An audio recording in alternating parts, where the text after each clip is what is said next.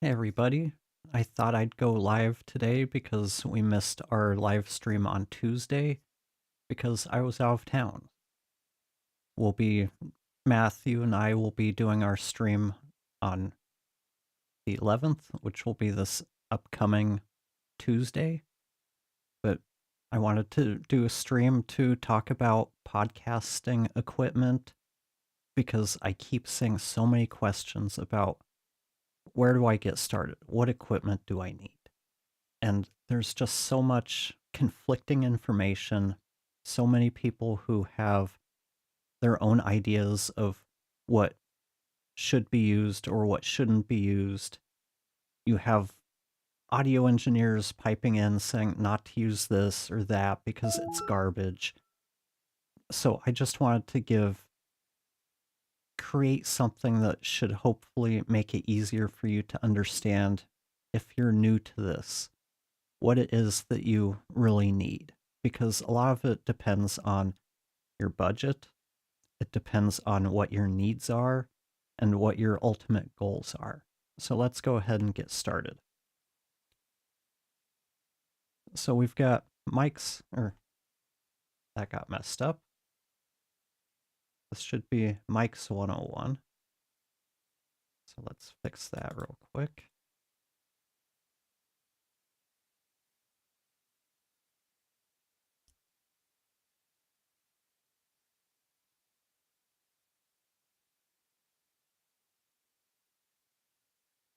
Okay, so here we have mics 101. Of course, there we go.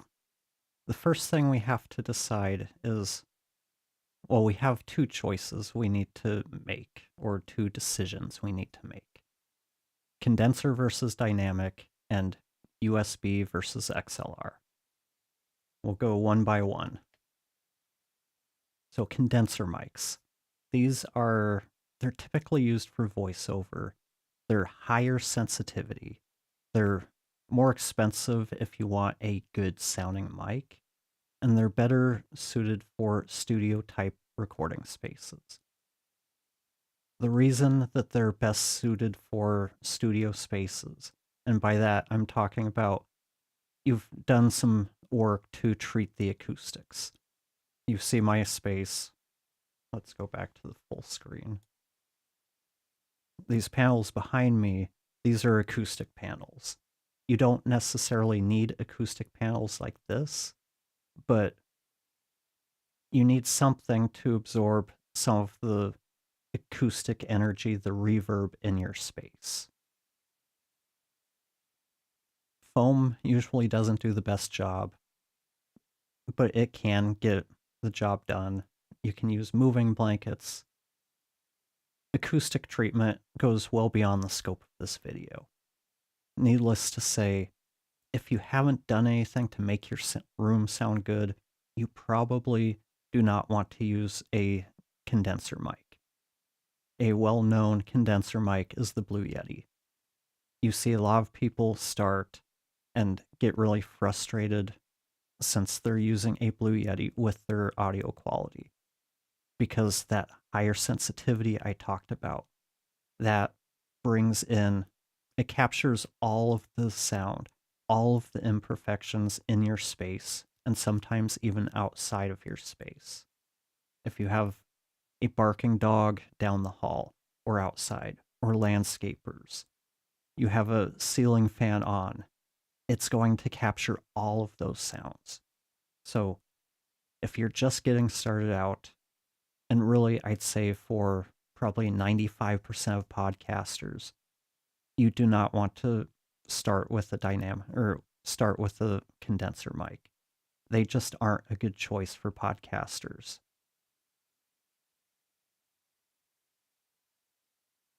Sorry, my Stream Deck is being a little slow as usual.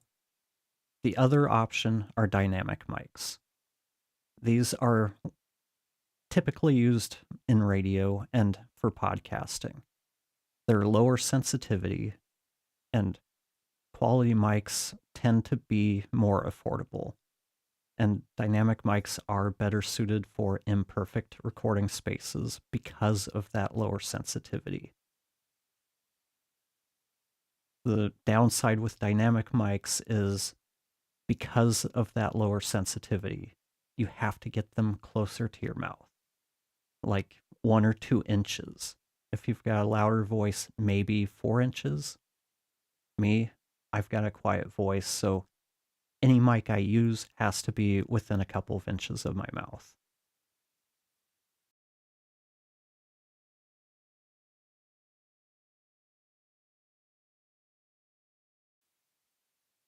So my recommendation is for anybody starting out a podcast, anybody who hasn't put some time and effort into treating your acoustics, start with a dynamic mic. It's going to make your life so much easier. Okay, so next up, we've got USB versus XLR mics. And don't believe the myth that XLR mics sound better than USB mics. The type of connector, it has no effect on the quality of the recording. That all comes down to the mic itself. In the past, USB mics have tended to be lower quality than you get with XLR mics. That has started changing a little bit over the last 4 or 5 years with podcasting becoming a lot more mainstream. You've seen more companies putting out higher quality mics that have both USB and XLR outputs. But when it comes to USB mics, these tend to work best for solo shows, for remote interviews, because in both of those situations, it's just you in a room recording. USB mics, especially newer ones, we're starting to see processing like EQ, compression, and noise reduction being added in. You don't need any additional equipment. You've got one cable connecting your mic to your computer. That's it. You can plug your headphones right into the mic. And yeah, it's a really clean, minimal setup. And some USB mics, especially the cheaper ones, the older ones, the no-name mics, they might have a little more noise than you get with a typical XLR mic. With XLR mics, these tend to work best for solo shows or in-person shows. They work well for remote interviews. So basically, XLR mics, they can work for any use case. They won't include processing like EQ, compression, and noise reduction. And there are some some mics that have USB and XLR outputs, like the Shure MV7 comes to mind. It has some processing built in when you're using it via USB, but if you plug in with an XLR cable, you lose that functionality. XLR mics require an audio interface, a podcast mixer, or a portable recorder, and able to connect them to your computer. And kind of the opposite of USB mics, which are really simple one cable affairs. With XLR mics, there's just more to troubleshoot because now you've got the mic, you've got the cable, you have an audio interface, you've got the cable going into the interface, you might have drivers. So using an XLR mic, it does add a little complexity to the setup, especially if you have to troubleshoot.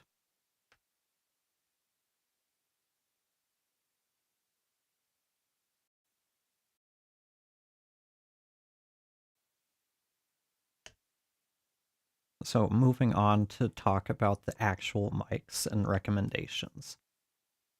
For the budget-minded people, the best mics under $100 that I've used or heard edited stuff with are the Samson Q2U, which is a USB XLR mic. We've got the Samson Q9X, which is an XLR mic. I did have the Samson Q9U, which is the same as the Q9X, except it also has a USB connector. I think that sounded really good, but mine died after like 3 uses over a couple of years, so I'm a little hesitant to recommend that one. The Fifine K688, I've used that one. I've done a review of it. It sounds surprisingly good for whatever it is, $75. It compares very well to higher end mics like we'll talk about in a few minutes. We've got the Sennheiser E835, which is XLR, the Shure SM58, which is also an XLR. Those two mics tend to be compared a lot. I find the E835 just sounds better on dialogue than the SM58. That's just my personal opinion, but if it comes down to those two, I would go with the E835. And then we've got the Behringer XM8500, which is a really cheap XLR mic. I have no experience with it, but I've heard from enough people whose opinions I trust that for the money, it's a pretty good sounding mic.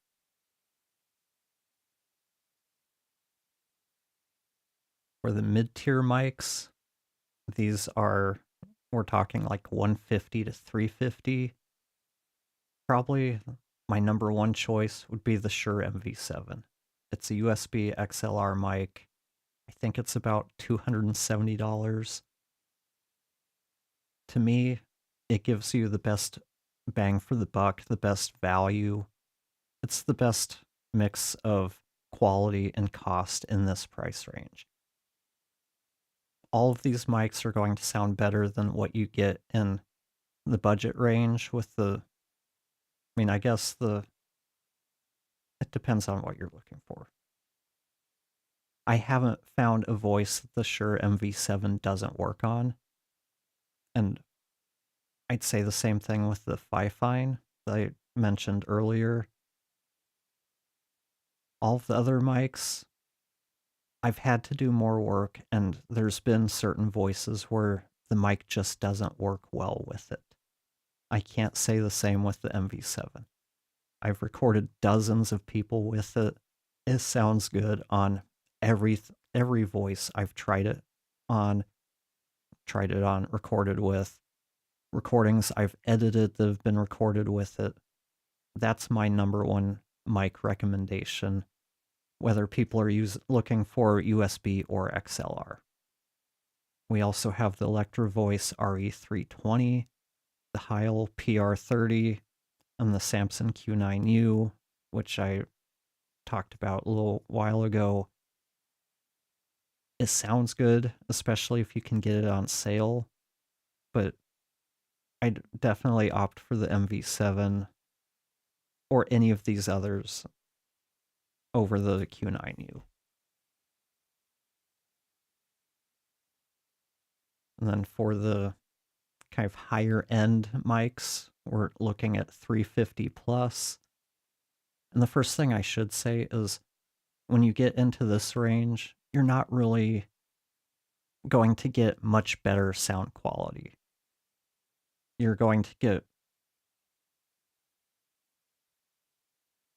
it's just, you're getting better mics, and especially with the Shure SM7B, you're paying for that iconic podcast look. For whatever reason, that's become the go-to mic for so-called professional podcasters, so that's the mic everybody's looking to use. To me, it's not the best mic out there for a lot of people. It requires a ton of gain. For people who have quieter voices, it doesn't work so well because it needs so much gain. You tend to end up with noisier recordings. Other mics in this price range are the Electro Voice RE20, which along with the SM7B are like the two primary broadcast radio mics. And then we've also got the Heil PR40. These are all good sounding mics. You can't really go wrong with any of them. It's just more a matter of pairing it with the right voice. If you've got a quieter voice, you probably want to shy away from the SM7B. The SM7DB might be a better choice because it has a built-in mic booster, and that's always an option with any of these mics if you find you are getting noisy recordings or you need or you have just a quieter voice. So out of all of these mics, my number one recommendation when a client asks me what mic should I get, hands down, it's the Shure MV7. Because in my mind, once you hit the high end, these $350 plus mics, you're not getting a whole lot of return on that investment. You're not getting a huge difference in audio quality, especially when you consider that the listener, they're not going to hear a difference between the MV7 and the SM7B. They just aren't. And certainly no one's going to stop listening to your podcast if you're not using one of these high-end mics. I've done probably over 100 episodes with different clients using mics like the Samson Q2U or the Audio-Technica ATR 2100X, which has since been discontinued. These are like $50 to $70 USB XLR mics. All of these episodes were recorded with it plugged in as a USB mic, and we can get really good quality. No one is going to stop listening because of those mics. What's more important than the mic itself is knowing how to position it, knowing how to use it. If you set your mic a foot away from you, you're not going to get the best sound.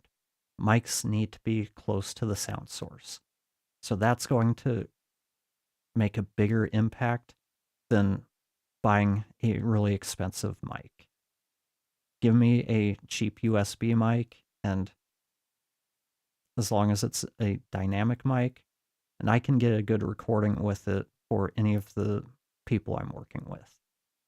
It's just a matter of positioning it right and a little post-production. So that's my whole thing on mics. There's nothing wrong with using USB mics. They can sound just as good as XLR mics. I've done comparison videos on my channel where I compare the USB and XLR mics, or the USB and XLR outputs from the same mic, and you really can't hear a difference. And certainly not enough of a difference to say one is better than the other. No one's going to stop listening because you use an MV7 connected via USB. They just aren't. I think equipment overall is kind of overblown in the podcasting space. Expensive equipment is not going to make you sound better if your room doesn't already sound good. Focus on your content, focus on getting good recordings. A good USB mic is all you need for good recordings. So let's move on to the next section, which is us talking about audio devices, if the Stream Deck ever decides to change.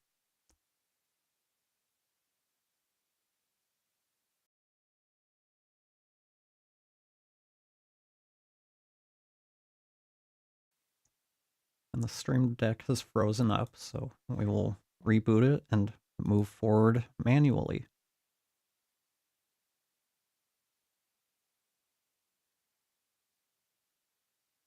Just gotta love Stream Decks and going live. But next we're going to be talking about audio devices.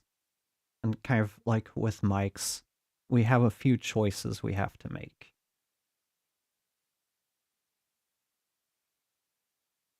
Bear with me. I just had a bunch of things pop up when I restarted the Stream Deck. So the three choices we have when it comes to audio devices are we have audio interfaces, we have podcast mixers, and we have portable recorders. Let's start with audio interfaces. These tend to be best for solo shows and remote interviews. They can work well for two-person on-location shows, but you might need a headphone splitter if everybody's using headphones. My recommendation here is choose the Focusrite Vocaster 1 or 2. They are built for podcasters with all of the features that you need. It includes some processing like EQ and compression. It auto levels you so you don't have to worry about gain. It's got, if you get the Vocaster 2, it has 2 headphone ports, each one with its own independent control. This just makes it such a better interface for podcasters because it's nice having independent controls for headphone volume. With a typical audio interface, you're generally having to use a splitter to connect 2 pairs of headphones to 1 headphone port. This means both people have the same volume, and I don't like that because from what I've noticed, I like to monitor things at much lower volumes than a lot of other people do. I'm kind of surprised at how loudly people tend to monitor stuff. So that's just like a little bit of a pet peeve. But the Vocaster 2 and the Vocaster 1, Focusrite has been blowing these out for the last couple of years. Last year they were at $49 and $99. This year they're down to $39 for the Vocaster 1 and $69 for the Vocaster 2. For that money, you will not find any other audio interface that is better. They're just no-brainer deals at that cost. So yeah, if you're looking for an audio interface and you are just recording by yourself or with one other person on set, in location, in person, however you want to phrase it, the Vocasters are the way to go. If you're recording more than one person in your space, you're probably going to look at a podcast mixer. These are best used for 2 to 4 person shows. They're also built for podcasting. And that's a really big distinction you need to understand. There are 2 types of mixers. You've got your typical mixers that are used for audio production, whether that's music, live sound. Those tend to not be designed to give you independent recordings of each track because their whole job is to mix everything to mix multiple channels into like a stereo output. Podcast mixers are different because they're built for podcasters. They're essentially audio interfaces packaged as a mixer. So you have the faders, or you have control over each individual mic. You have a headphone port for each mic. So each person has their own mic, each person has their own headphones, and you have easy access to adjusting the levels of both of those. And podcast mixers also double as a portable recorder, and I didn't put it here, but they also act as an audio interface. So they give you kind of the best of all worlds. Examples are the Rodecaster. Not sure what happened here, but Rodecaster Pro 2, the Rodecaster Duo, which is a 2-person version. You've got the Mackie DLZ Creator. Mackie also has a 2-person version, the DLZ Creator XS. And also not showing on here is the new Zoom P4 Next. And that's going to be your budget level option. It's, I think, $179, 4-person, so 4 mics, 4 headphones, 24-bit 48K recording. If you're on a budget, the P4 Next is going to be your best bet. Between the Rodecaster and the Mackie DLZ, they are very comparable. It kind of comes down to which form factor you prefer. Me, personally, I feel that the Mackie DLZs are better all-around devices. Their menu system seems a little more intuitive to me, and just overall they feel like a better piece of equipment. But then I come from an audio production background. When it comes to live streaming and some of that stuff, the Rodecaster might be a little bit better if you want the sound effects, and Rode keeps adding new features to the Rodecasters, whereas the Mackie DLZs, they pretty much built a really solid product and haven't needed to add new features, so you don't have as many firmware updates with the DLZs. And if any of you have questions as I'm going through this, feel free to drop them in the comments. But yeah, I'm not sure why this is not showing all of the examples. Let me see if I can fix that real quick.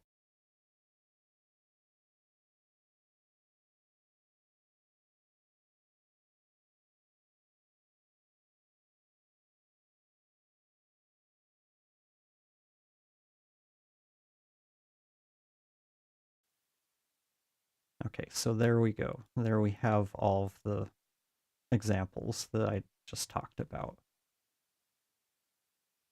And then lastly, we have portable recorders. And these, to me, tend to be only useful in very specific use cases. So they're best used when recording out in the field. If you're someone who goes out and records people on the street, you record in a bunch of different places, you'll want something more portable than an audio interface. You want something you can pack up and take with you. A lot of these tend to be smaller form factors. So something like the P4 Next, like we just talked about, or the Sound Devices MixPre series, they're going to be smaller than what you get with the Rodecaster or Mackie DLZ. Those can work as portable recorders, but they're not nearly as portable. And I'm not even sure if they can run off battery. Like alkaline batteries or rechargeable batteries. You could probably run them off a power bank, but I'm not 100% certain on that. So that's definitely something to look into. I don't do a lot of in-the-field recording, so I haven't really looked into that with the Rodecaster or the Mackie DLZ. One thing to be aware of is outside of the Zoom P4 and the Sound Devices MixPre series, a lot of the other portable recorders, they tend to have cheaper preamps, which mean they tend to be noisier. So be aware of that. I would highly, highly recommend just skipping anything Zoom H series. Those tend to have really noisy preamps, especially if you're using dynamic mics. It's going to be noise city if you use those.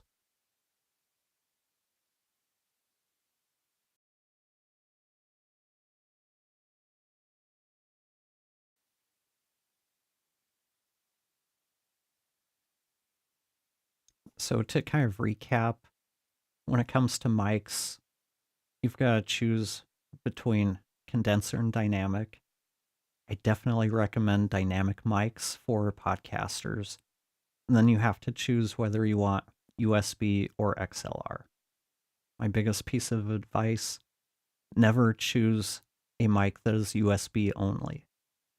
Because if you ever choose to expand your setup or you want to grow, you're going to have to replace that mic. USB mics and computers, let me rephrase that. Computers do not work well with more than one USB mic. Sometimes you can get it to work, sometimes you can't. Zoom just put out a P2, which is the first sort of audio interface that works with two USB mics. But unless you already have two USB mics and you're looking for a way to connect them, just get XLR mics and an audio interface. That's why I always recommend, if you're starting out and with a USB mic, make sure it also has an XLR output. That way you don't have to necessarily change mics if your situation changes and you start recording in person with somebody else, or you have an in-person guest, whatever the case is. XLR gives you the most flexibility, especially as you add more people in person. And then that's USB versus XLR. We talked about condenser and dynamics. And when it comes to the audio devices, I used to be a big proponent of audio interfaces over something like the Rodecaster. But my view has changed on that some over the years, because the Rode has put out the Rodecaster Duo. Mackie came out with the DLZ XS. My biggest complaint with the Rodecaster was a lot of people were getting it, and this was when the original was out, which is the 4-person version.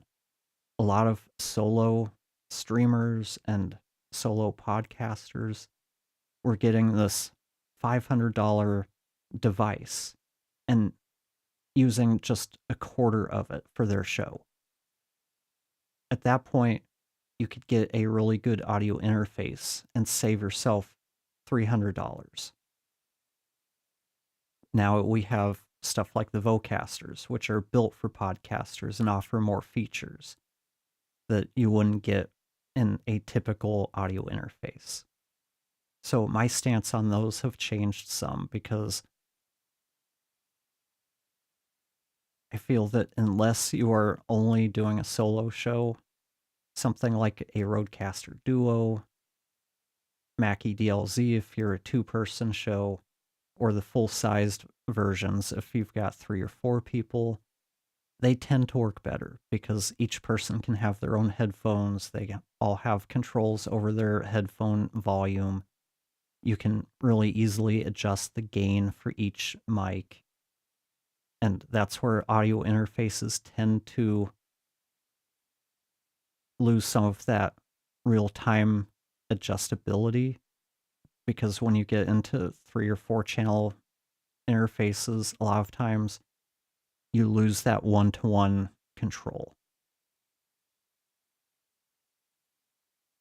You're not going to notice any. Let me start that over.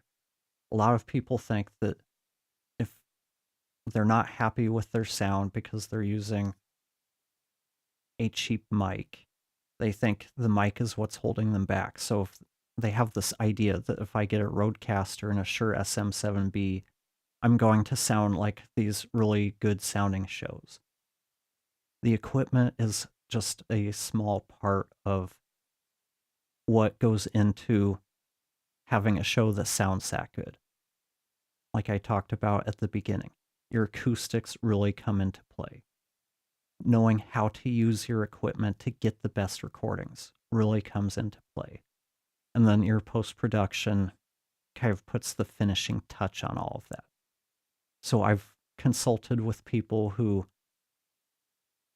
were using like a Blue Yeti, got a Rodecaster and SM7B, and they're still unhappy with their sound. They thought that they'd get that stuff plug it all in together, and they just magically sound great. So I start talking to them, walking them, having them walk me through their setup, and I find out that, well, they've got the mic 6 inches away from them, and so they've got the gain cranked up. They're recording in a space that has a lot of reverb. So when your mic is further away, it's capturing more of that room sound. As you turn up the gain, you're increasing the sensitivity of the mic.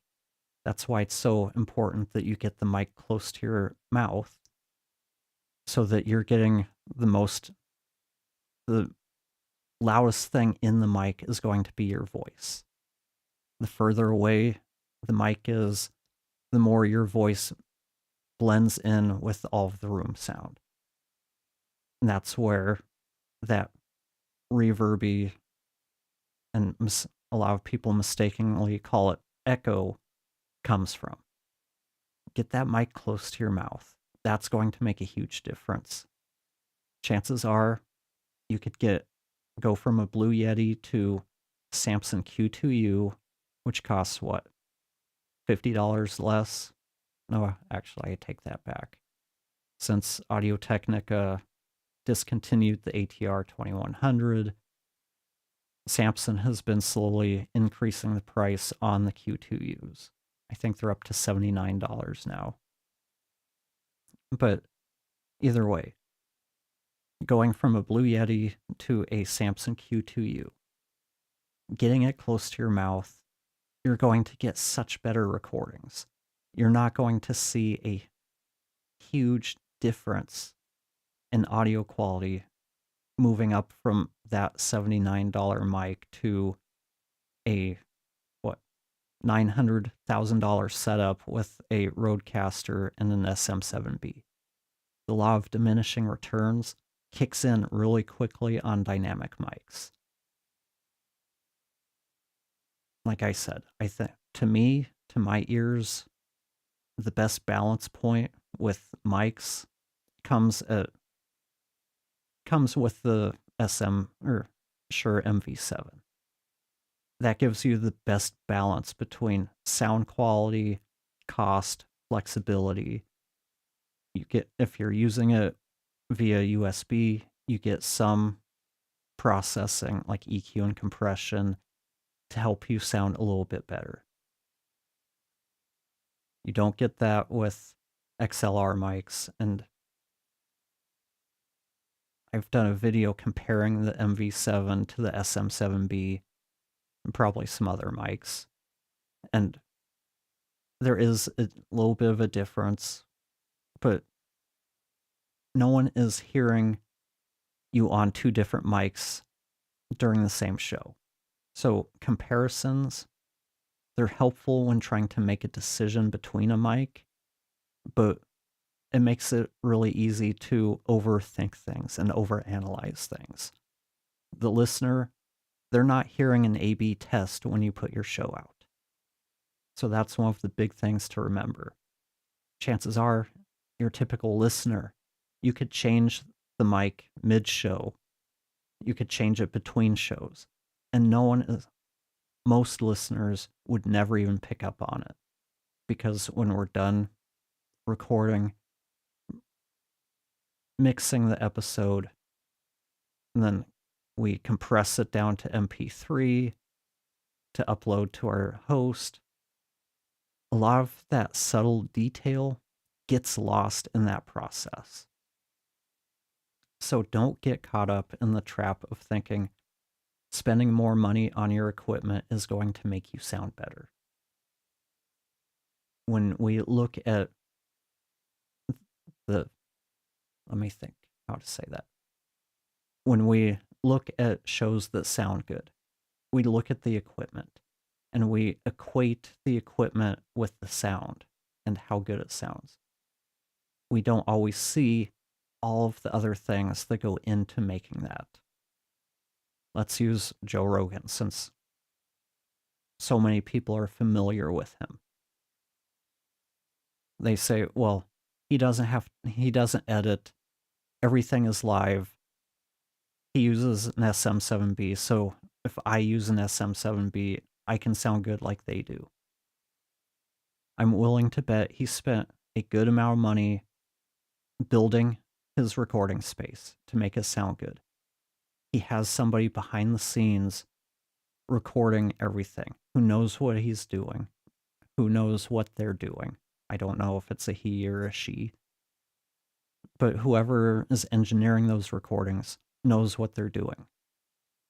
They're using equipment to make sure they're getting the proper levels so that when they record, they're getting everything to tape, so to speak, to the recorder at optimum levels. Everything's being compressed and EQ'd the way that needs to be done to sound its best.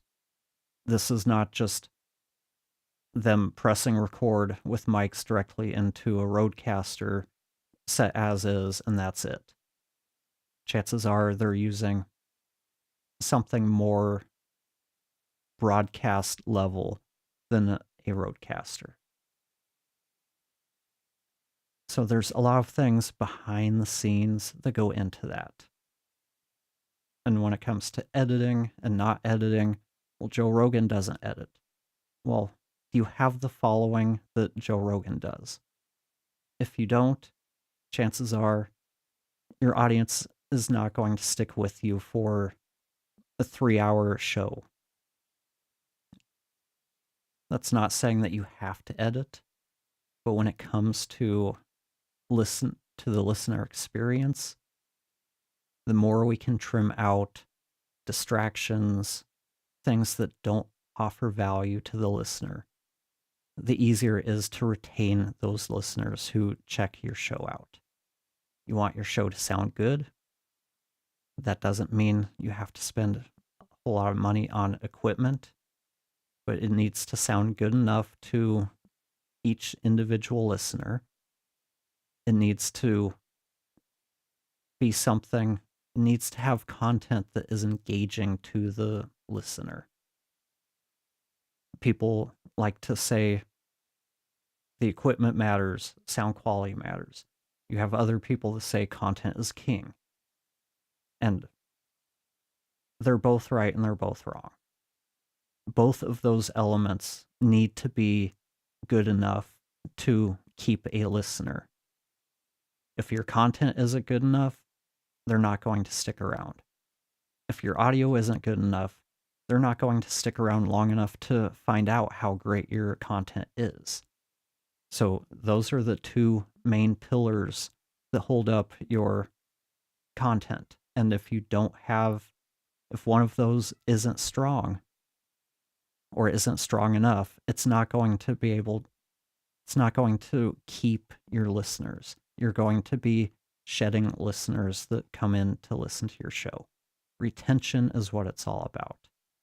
To retain them, content has to be something that they're interested in and willing to invest their time listening to, but it also has to sound good enough, because chances are they have other shows they could be listening to. If yours doesn't sound good enough, they're probably going to listen to one that does sound better, that they can enjoy listening to. So that's my whole spiel on podcast equipment.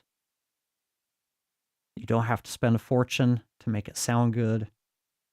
You don't have to edit, but you probably should be doing some post-production to make sure levels are even. Listeners, going back to the listener experience, listeners don't like having to adjust their volume because your voice comes in loud and your guest is really quiet. Or people who start out really loud when they're talking, but then as they end their sentence, they get quieter and you can barely hear them. Compression helps with that. Using something like a gain writer to help get levels more consistent. These are the types of things that Sorry, my stomach is getting really loud, so hopefully you guys aren't hearing that. It's getting close to breakfast time, so I do apologize for that. But when it comes to post-production, compression, and making sure everything's at the right levels are the most important things. EQ can help, but if you don't know what you're doing, EQ can make things worse. There's a lot of newer tools that can help you with that, but if you're only going to do one thing in post-production, please compress and use loudness normalization to make sure everything's up to standard loudness. You don't want your show to be so quiet that people have to crank up the volume. Then when your show ends, they're deafened because the next one is so much louder.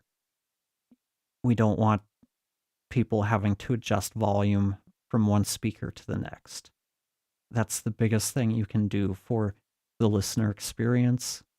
I guess the other thing you could do that really enhances the listener experience is noise and reverb reduction. If you're getting good recordings, you're getting the mic close to your mouth and you're using a dynamic mic, you can use everyday tools for noise and reverb reduction. You don't have to use them super aggressively because you're already getting a pretty good recording. So that's the only other thing I'd recommend doing as a must-do. But I think that's a good place to wrap things up. We've been talking about Audio Equipment 101 for podcasters. I've got a ton of other videos on my channel, mic reviews, mic comparisons, videos about post-production, all of the stuff we've talked about. I've probably got a video or two up there. So thanks for watching, and I'll talk to you next time.